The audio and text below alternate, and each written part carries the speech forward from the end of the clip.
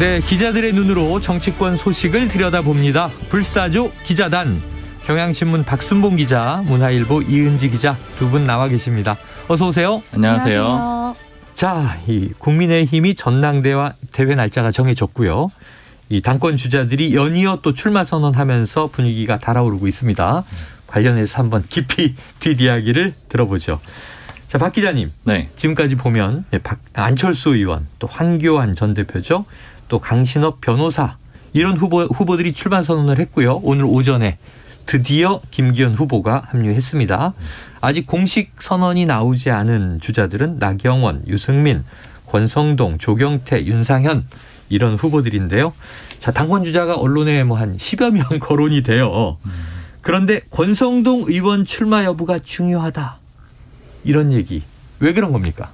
지금 반공식으로 출마 선언은 이미 해놓은 상태죠. 네네. 권성동 의원이 출마를 하게 되면은 윤심이 좀 명확하지 않게 되는 거예요. 지금 상태에서는 김기현 의원이 윤심을 받고 있다, 이런 식으로 좀 주장을 하고 있잖아요. 네네. 그런데 권성동 의원이 나온다라고 하면은 원조 윤핵관이라고 그렇게 평가가 되잖아요. 그렇죠. 즉 두 명이 윤심 후보다?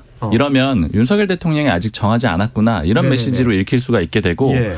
사실은 이런 상황이기 때문에 나머지 나오려는 후보들도 다 윤심을 얘기하죠. 안철수 의원도 얘기를 맞아요. 하고요. 또 다른 사람들도 다 얘기를 하기 때문에 결국에는 권성동 의원이 나오느냐 안 나오느냐의 그 얘기는 윤석열 대통령이 정리를 했느냐 안 했느냐, 요걸로 좀 귀결이 될 수가 있고요.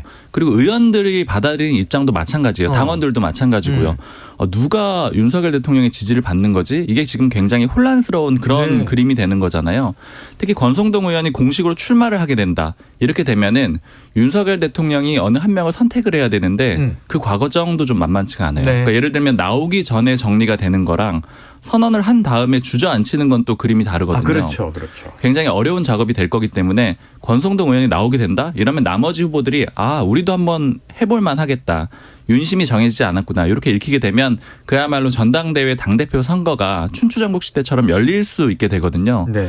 그러면 그 윤석열 대통령이 또 오히려 또 정리하기가 굉장히 어려워지는. 그렇죠. 왜냐하면 한 명으로 정리를 해야지만 의미가 있는 거잖아요. 근데 너무 여러 명이 나와버리게 되면은 정리가 무의미해지거든요. 그러니까 그런 좀 복잡해지는 변수가 될 수 있는 그런 시발점이라고 볼 수가 있습니다. 권성동 의원의 출마 선언이요. 듣고 나니까 충분히 이해가 됩니다.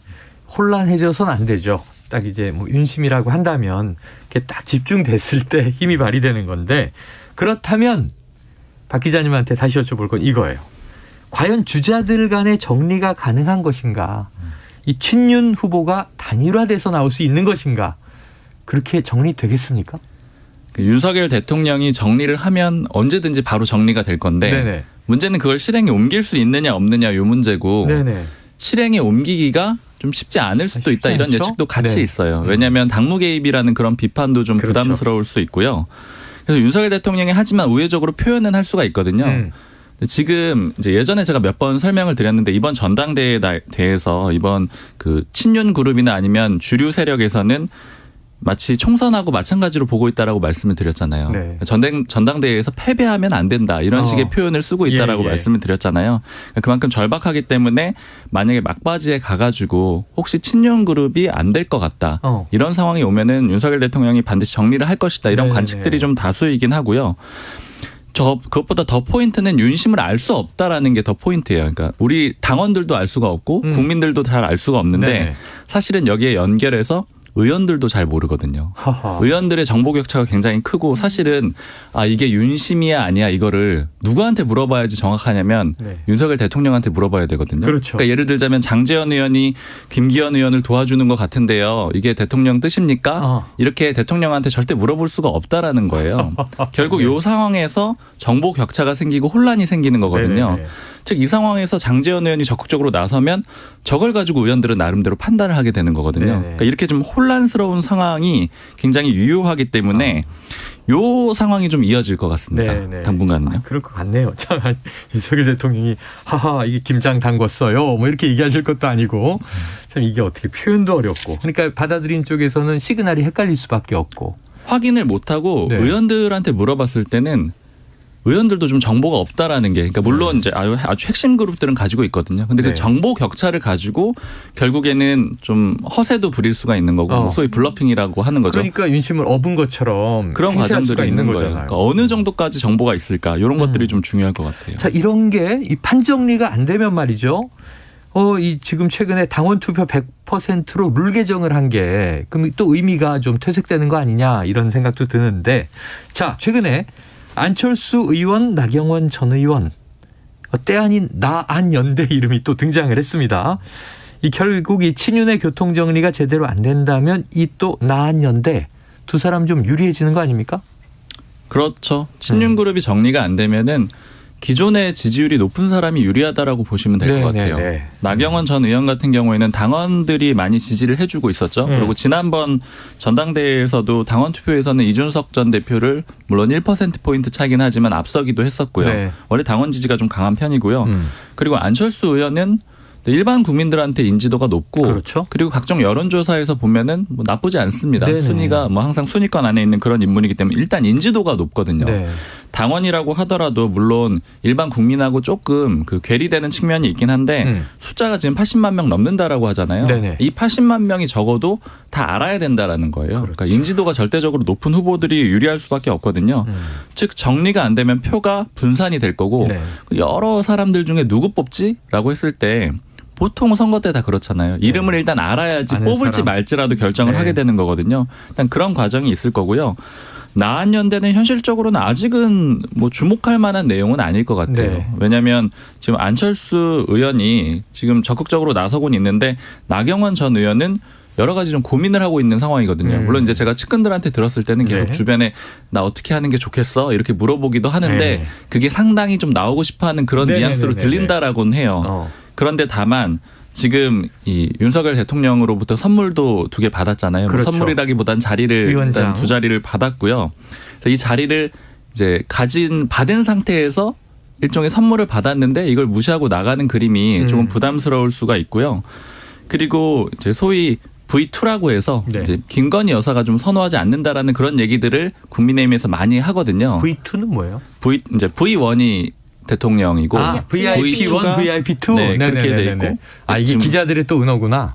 기자들의 은어가 아니고 대통령실에서 그렇게 대통령실에서 주로 지금 그 재벌집 막내 아들 보시면은 드라마에서 그렇게 표시하잖아요. 그런 비슷하게 죄송합니다. 그렇게 표현을 합니다. 그래요. 알겠습니다. 자, 거기 V2가 선호하지 않는다? 그거 작용을 하나요? 사실 민주당에서도 이 얘기는 굉장히 많이 나오거든요. 근데 뭐 일각에서는 뭐 두 분이 예전부터 뭐 사이가 좋지 않았다 이런 말도 나오고. 그래요? 네, 뭐 확인된 건 아닙니다. 윤석열 대통령하고는 사실은 이제 법대 시절부터 이 친분 관계는 있는 거죠. 크게 봤을 때는 부부 사이에는 관계가 좋다. 이게 일반적인 평가예요. 윤석열 대통령 부부하고 나경원 전 의원 부부하고 김재호 판사 남편 있잖아요. 다 알아가지고 관계가 좋고 특히 윤 대통령하고 김재호 판사가 좀 잘 안다, 친하다 이런 얘기들도 있는데 어쨌든 지금 당대표로 꼽는 거에 대해서는 좀 입장이 다른 것 같습니다. 친분하고요. 지금 뭐 나온 것은 사실은 뭐 대통령의 당무 개입도 공식화 표면화될 수 없는 거기 때문에 V2가 선호하지 않는다. 이건 그냥 이제 주변을 떠도는 이야기로 정리하면 될 것 같네요. 자, 공식 출마 선언을 한 후보들 가운데 황교안, 강신업, 자, 이런 인물들은 주로 이제 강성그룹으로 또 분류가 되더라고요. 특히 황교안 전 대표는 유승민 전 의원, 이준석 전 대표를 가리켜서 거친 말을 썼습니다. 암덩어리 확실히 도려내야 한다. 자, 근데 이게 가능합니까? 황교안 전 대표의 힘으로 하는 건 아니겠지만 가능성은 있겠죠. 윤석열 대통령이 나서게 되고 또 친윤그룹이 주도를 하면은 이제 내쳐지는 그런 그림이 가능하고요. 유승민 전 의원 같은 경우에는 출마 자체를 아직도 좀 확정적으로 얘기는 안 한 상태고 고민을 하고 있다라고 하고요. 그 이준석 전 대표에 대해서는 이 당의 주류 그룹에서 하는 얘기는 이제 오히려 그 노원 쪽에 원래 기존에 자신의 지역구에다가 공천을 주면은 스스로 무너질 가능성이 있다. 이렇게들 많이 예측을 해요. 왜냐하면은 국회의원 선거에서 당선되기가 어려울 거다라고 보는 거거든요. 그 지역에서. 만약에 국회의원 선거에 당선이 못 되면은 이준석 전 대표는 굳이 친윤그룹에서 어떤 뭐 공천을 배제한다거나 이런 배제 조치를 하지 않더라도 알아서 붕괴될 거다. 이런 식의 그림을 좀 그리고 있는 거고요. 지금 이제 이렇게 여러 사람이 나와가지고 결국 크게 그림을 보면 제가 항상 세 그룹으로 나누는데 친윤, 비윤, 반윤 그렇죠. 이렇게 나누는데 반윤을 집중적으로 공격을 하잖아요. 그러니까 때릴 사람이 별로 없는 그런 정치적인 구도도 좀 볼 수가 있습니다. 원래 보통 때리려고 하면은 네네네네. 제일 센 사람을 때리는 거잖아요. 그렇죠. 맞아요. 예전에 보면 장제원 의원이 당내에서 누굴 때릴까 하다가 보면은 주호영 원내대표를 때렸거든요. 예. 그나마 원내 지도부. 정진석 비대위원장은 좀 애매하고요, 관계가. 주호영 원내대표를 때렸거든요. 지금 황교안 전 대표가 유승민, 이준석 두 사람을 공격을 한 거는 네. 사실은 강해서라기보다는 구도상으로 어쩔 수가 없는 거잖아요. 즉 센 사람보다는 반대쪽에 있는 사람을 때린 건데 근데 이 얘기는 센 사람을 못 때린다라는 거는 즉 이쪽이 세다라는 거거든요. 그럼 여기가 또 분산되는 그런 효과가 있겠죠. 그러니까 구도상으로는 후보군들이 많이 나올수록 아마 불리해질 겁니다. 이쪽 네. 반대로 이 반윤 그룹은 더 결집시킬 수 있는 그런 그림도 가능하죠. 네네네. 제가 그 이준석 전 대표 쪽에서 얘기를 들은 거는 마지막에 이제 당대표 거의 그만두기 전에 네. 최대로 당원 숫자를 찍은 게 한 70만 명 정도 되고 네네. 그 다음에 뭐 여러 가지 문제가 생기면서 자신들을 지지했던 사람들이 좀 이탈했다라고 네네. 보는데 그게 뭐 뚜렷하게 딱딱 떨어지는 건 아닌데 아무튼 60몇만 정도로 당원 숫자가 줄었다라고 봐요. 그때 줄었을 때 대략적으로 2030의 숫자가 한 30% 정도다 이렇게 추정을 하고 있거든요. 예. 그러면은 30%는 물론 이제 당원 전체로 봤을 때는 숫자가 적기 때문에 어떤 당대표 선거에 영향을 주기는 어려울 수 있지만 네네. 만약에 최고위원 선거 정도에서는 이 숫자가 결집을 한다라고 하면은 네네. 유의미해질 수가 있겠죠. 예. 그러니까 반윤 그룹이 좀 적게 나오면 이 숫자가 유의미해질 수가 있는 거고요. 또 당대표 선거에서도 마찬가지로 물론 결선 투표제가 있어서 뭐 유승민 전 의원이 나온다고 하더라도 최종적인 네. 당선 가능성은 네. 낮겠지만 그러나 1차로 이 전당대회를 했을 때 30%가 결집을 한다라고 하면은 의외로 후보군이 정리가 안 되면 1위를 할 수가 있거나 아니면은 유의미한 득표율을 건질 수가 있는 뭐 그런 상황도 예측이 될 수가 있습니다. 네. 근데 그동안 이제 박 기자님이 아까도 언급해 주신 대로 친윤 그룹, 비윤 그룹, 반윤 그룹 세 이 계파가 움직이고 있다. 쭉 분석해 오셨는데 근데 이제 저희가 지지난주 이제 안철수 의원하고 이제 인터뷰를 해보면서 느낀 게 비윤 그룹은 움직이고 있다. 친윤으로. 그래서 이른바 또 범친윤 이런 이름도 생겼잖아요. 네. 그래서 만약에 친윤, 뭐 윤핵관 그룹, 그리고 범친윤, 그리고 반윤은 이제 명백하게 좀 결이 다른 입장이라고 본다면 안철수 의원이 자신은 윤석열 대통령의 연대 보증인이다 이런 표현까지 쓰더라고요. 네. 자, 그동안은 계파색이 없었는데 요즘에 부쩍 친윤을 강조하는 안철수 의원. 친윤 그룹으로 인정되겠습니까? 왜 웃으세요? 받아들여지지는 않을 것 같은데. 그래요? 받아들여지지는 않을 것 같은데 말씀하신 그 행보가 좀 인상적이긴 해요. 네. 왜냐하면 안철수 의원이 사실은 정치권에 들어왔을 때 굉장히 혜성처럼 주목받으면서 들어왔잖아요. 처음에 그랬죠. 그리고 국민의당 만들어서 굉장히 성공을 했고요. 2016년에 그랬죠. 그 이후에 안철수 의원은 계파의 수장이지 누구 아래 있었던 적은 없어요. 물론 그 규모가 계속 준다거나 아니면 적을 수는 있었지만 주로 안철수 계의 수장이었던 거거든요. 네. 근데 최근에 이 쓰는 표현을 보면 말씀하신 대로 연대보증인이라는 표현은 처음에 썼었고요. 네. 인수위원장하고 그 이후부터. 그리고 그 다음에 보니까는 친윤이라는 표현도 또 스스로 썼습니다. 그 다음에는 어제 문자 보낸 거 보니까 국민의힘 당원 뭐 이런 표현을 써가지고 네. 보냈더라고요. 그러니까 즉 이 안철수 의원 입장에서는 지금 독자적으로 국민의힘 내에서 당대표가 되기는 어렵다라고 인지하고 있는 걸로 볼 수가 있는 거예요. 왜냐하면 당원 100%이기도 하고요. 당내 지지를 받지 않으면 당선이 안 되는 거잖아요. 네, 그렇죠. 즉 당내 지지를 확보하기 위해서는 결국 윤석열 대통령과의 관계를 강조할 수밖에 없기 때문에 그래서 말씀하신 대로 비윤 그룹 같은 경우에는 당연히 친윤으로 흡수가 되거나 네. 그런 선거 전략을 쓸 수밖에 없습니다. 반윤 전략을 쓰긴 좀 어렵겠죠. 네. 알겠습니다. 자, 반대로 지금 아까 이제 황교안 전 대표의 거센 얘기를 하면서 이 반윤 그룹 이른바 도려내야 한다 뭐 이런 표현까지 잠깐 언급을 드렸는데 근데 그 반대가 될 수도 있는 거죠. 항상 당원들이 어떻게 움직이느냐에 따라서 다르겠지만 이 분포가 좀 헷갈려요. 그러니까 박 기자님 최근에 많이 늘었는데 실제 내부의 분포 중심은 어디 있는가.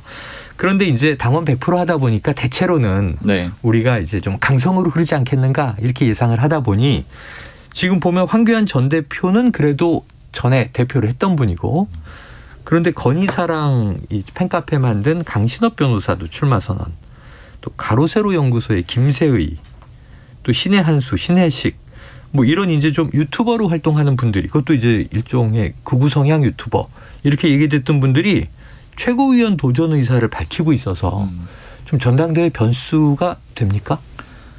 국민의힘에서 얘기 들어봤을 때는 일반적으로는 큰 변수는 안 되지 않겠느냐. 네. 그러니까 예로 드는 거는 예전에 뭐 우리공화당의 조원진 대표 뭐 대선 출마했을 때 생각보다는 그 지지율이 나오지 않았고, 그 다음에 강용석 변호사 같은 경우에도 뭐 지지율이 생각보다는, 물론 뭐 그게 그것 때문에 나왔었죠? 경기지사에서 패했다 뭐 이런 얘기도 있지만 어쨌든 네.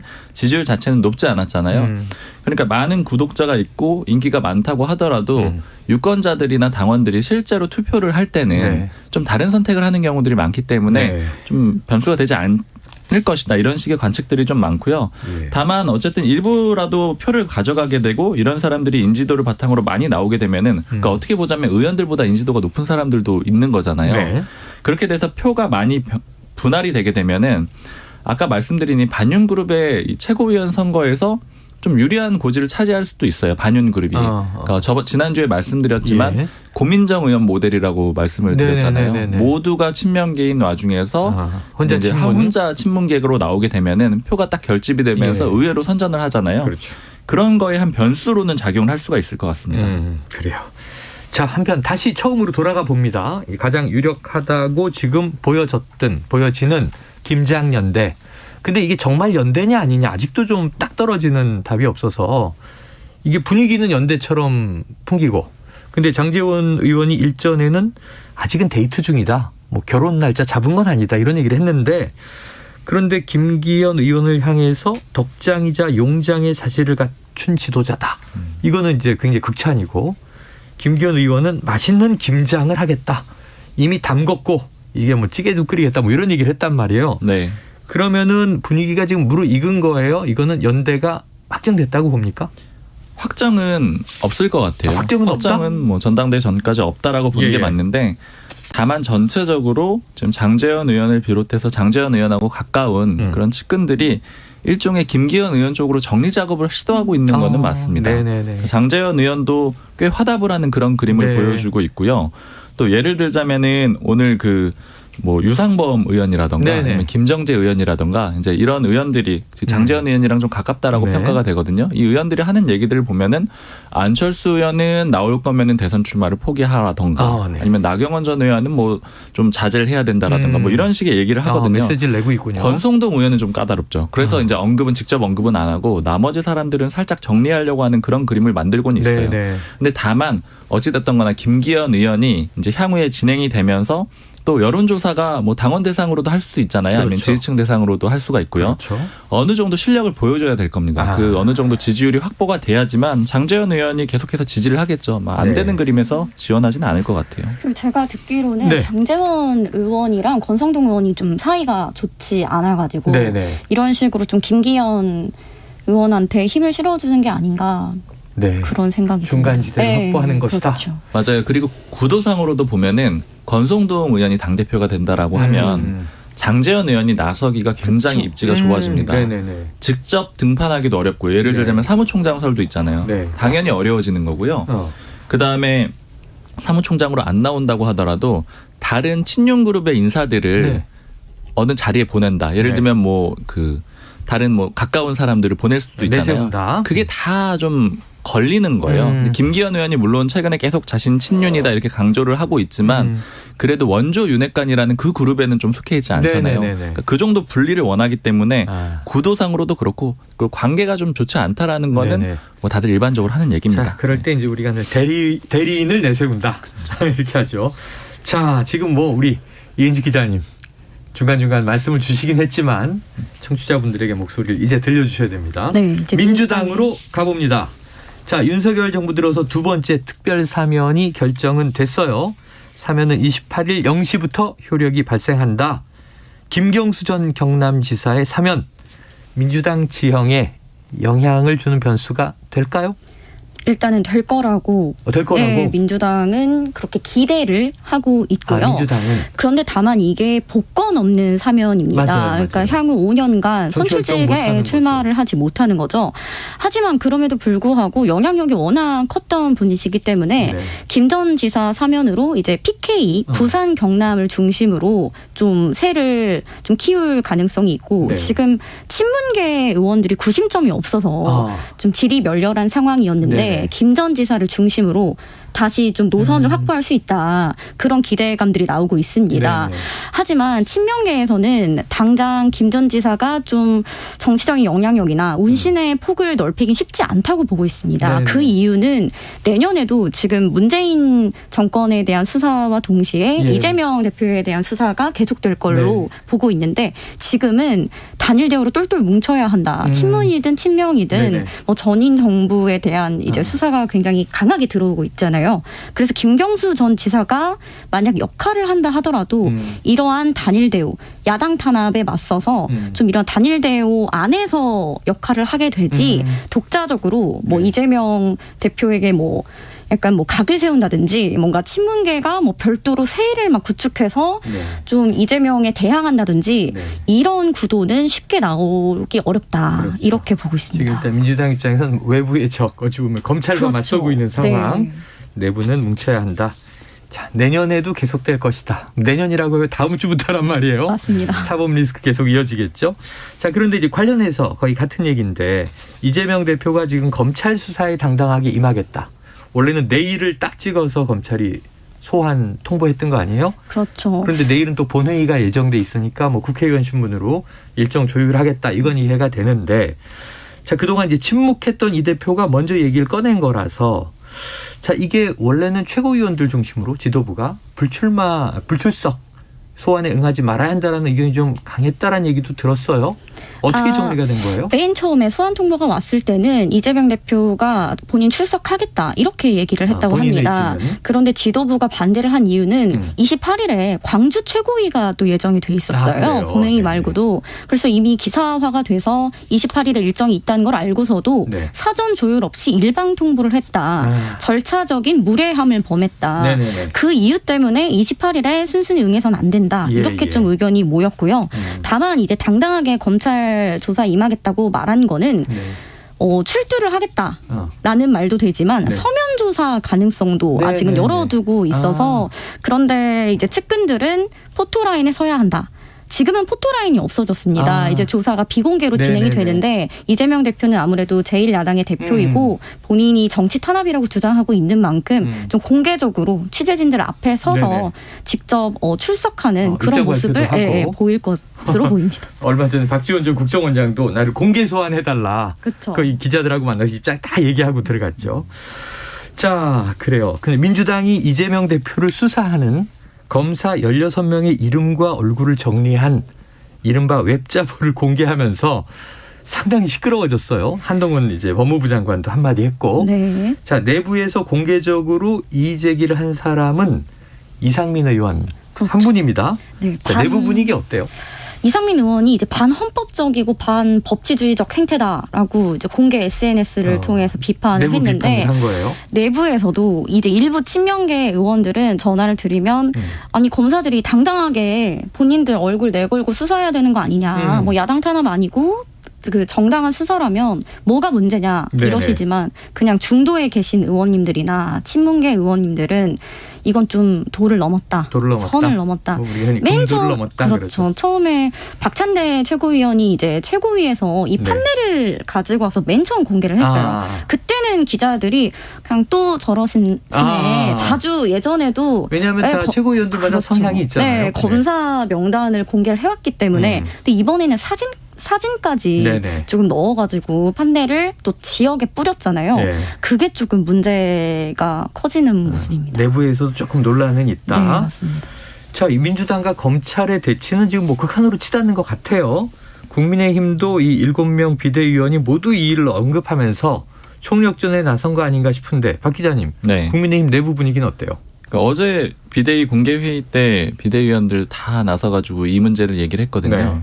그야말로 총력전이라고 말씀하신 대로 표현할 수밖에 없고 그러니까 이거를 좀 얘기를 해보면은 예전에 2020년에 황희석 전 법무부 인권국장이 명단 공개한 적이 있었거든요. 검찰 쿠데타 명단이라고 해가지고 그때는 14명이었죠. 근데 거기 명단에 보면은 뭐 소윤 대윤 다 있었죠. 윤석열 대통령도 있었고 한동훈 법무부 장관도 들어가 있거든요. 네네네. 그러니까 이게 과거의 그 문제를 다시 한번 그 상기시킨다 이렇게 생각하는 면도 있는 것 같아요. 네네. 특히 이게 겨냥하는 게 단순히 지금 이 수사하는 검사뿐 아니라 예전 일까지 좀 떠올리게 되니까 네. 특히 한동훈 법무부 장관 같은 경우는 당시 굉장히 분노했다라고 했거든요. 그러니까 이런 문제에 대해서 좀 여당이 그렇기 때문에 좀 작게 보지 않고 크게 보고 전체적으로 나서는 그런 그림이 있고, 그리고 국민의힘에서는 이 윤석열 정부가 어쨌든 검찰 정부라는 그런 비판이 좀 아프거든요. 왜냐면 검찰 인사들이 많이 등용이 돼 있고 전면에 그렇죠? 있고 윤석열 대통령도 검찰총장 네. 출신이고요.